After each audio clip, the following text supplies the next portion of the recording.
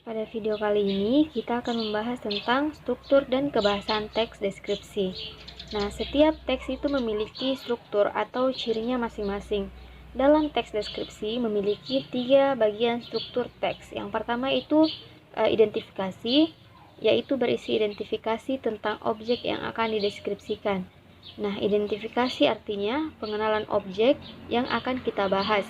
Misalnya pengenalan objek, kita akan membahas tempat, benda, binatang, orang, atau sesuatu yang akan dideskripsikan. Nah, yang kedua, klasifikasi berisi pengelompokan menurut jenis, kelompok, dan sebagainya. Nah, yang ketiga, deskripsi bagian berisi tentang gambaran-gambaran bagian di dalam teks tersebut. Misalnya kita akan menggambarkan bagaimana keindahan pantai, bagian-bagian pantai yang termasuk indah, misalnya di dalam pantai tersebut ada apa, di luar pantai tersebut ada apa, dan sebagainya. Mari kita perhatikan struktur teks yang terdapat pada teks deskripsi tentang keindahan pantai Pangandaran. Nah, pada paragraf pertama 2, penulis menyampaikan identifikasi atau pengenalan objek yang penulis bahas tentang pantai Pangandaran. Nah, pada paragraf ketiga, penulis menjelaskan tentang klasifikasi tentang pantai Pangandaran. Pada paragraf 4, 5, dan 6, penulis menjelaskan bagian-bagian pantai Pangandaran. Bagaimana saat kita memasuki kawasan wisata hutan, apa-apa saja yang terdapat di dalam kawasan, dan keindahan lainnya di dalam kawasan cagar alam Pangandaran yang penulis gambarkan. Selanjutnya adalah kita akan membahas tentang kaidah kebahasaan teks deskripsi. Unsur kebahasaan atau kaidah kebahasaan yang dilibatkan dalam teks deskripsi berjudul Pantai Pangandaran, pantai terindah di Jawa Barat sebelumnya, diantaranya sebagai berikut. Yang pertama, rujukan kata, yaitu satu kata merujuk pada kata lain yang memperlihatkan keterkaitan. Rujukan kata berhubungan dengan kata ganti, seperti kata ganti orang, kepunyaan, dan petunjuk. Nah, contohnya pada kalimat pantai ini dinobatkan sebagai pantai terbaik di Pulau Jawa menurut Asia Roms. Nah, maksudnya pantai yang dirujuk adalah pantai Pangandaran. Nah, yang kedua, memiliki kata berimbuhan. Kata berimbuhan yaitu kata dasar yang mendapat awalan, akhiran, dan sisipan. Nah, contohnya pada kalimat pertama, pada kata pertama yaitu memasuki, memiliki kata dasar masuk dan berimbuhan sisipan yaitu me dan i.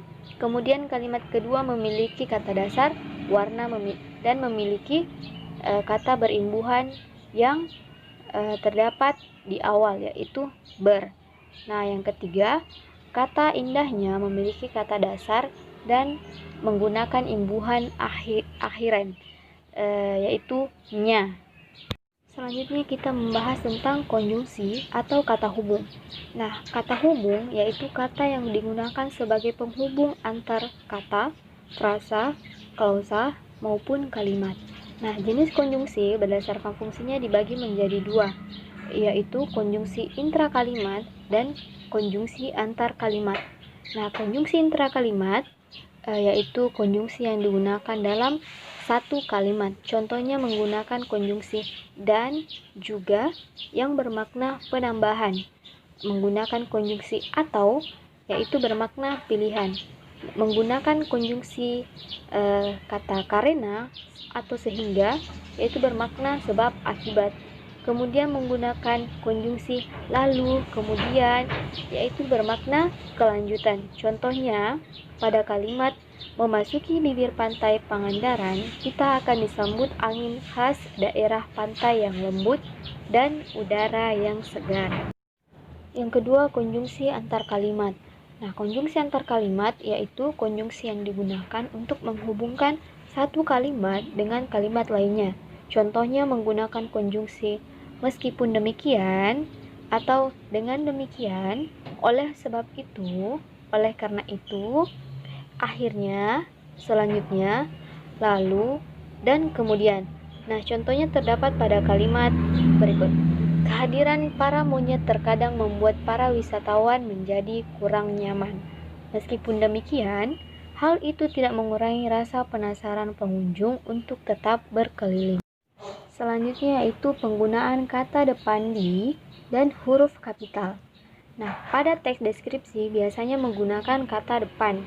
Kata depan dan huruf kapital yang terdapat pada teks Pantai Pangandaran, pantai terindah di Jawa Barat, diantaranya yaitu yang pertama, di sebelah tenggara Jawa Barat. Yang kedua, di Desa Pangandaran. Nah, ketika di menunjukkan tempat, berarti di terpisah dengan tempat. Nah, ketika menggunakan kata tempat, maka penulis menggunakan huruf kapital sesuai dengan ejaan bahasa Indonesia yang benar. Nah, selanjutnya menggunakan kalimat bermajas. Majas yaitu bahasa yang indah yang digunakan untuk mempercantik susunan kalimat yang tujuan akhirnya ialah untuk memperoleh efek tertentu agar tercipta sebuah kesan imajinatif bagi penyimak atau pendengarnya. Dengan kata lain, bahasa yang digunakan dalam mempercantik susunan kalimat untuk memperoleh kesan imajinatif. Nah, contohnya pada kalimat, angin lembut terasa mesra mengelus wajah dan kulit pengunjung yang datang, menggunakan majas personifikasi. Kemudian penggunaan kata khusus. Kata umum adalah kata yang luas lingkupnya dan dapat mencakup banyak hal. Kata umum juga disebut hipernim. Kata khusus adalah kata yang ruang lingkup dan cakupan maknanya lebih sempit. Nah, contohnya elok dari kata umum indah. Nah, yang terakhir menyajikan data dalam bentuk teks deskripsi. Penulis teks deskripsi bisa membuat karakter yang digambarkan lebih hidup gambarannya di benak pembaca.